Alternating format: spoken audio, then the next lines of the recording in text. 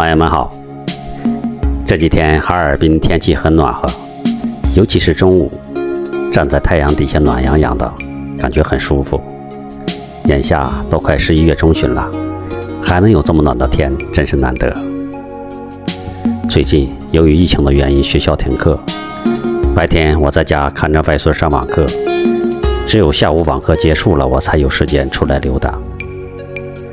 大家现在看到的是我在杨门滩大桥旁的湿地拍摄的一组画面。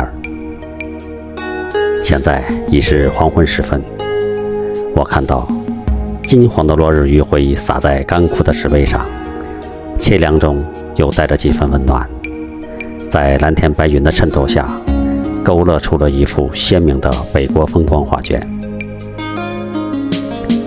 以下就是我拍摄的一组镜头，请大家欣赏。祝朋友们天天有个好心情。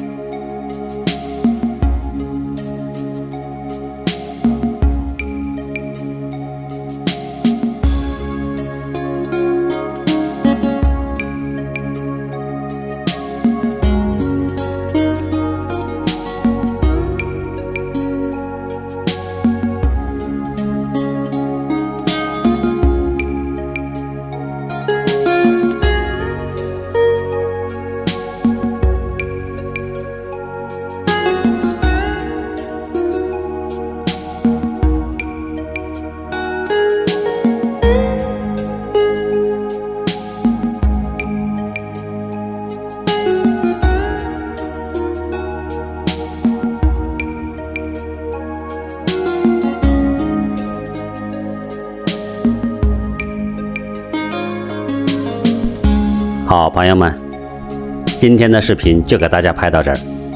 如果喜欢，请记得点赞关注，下期视频见。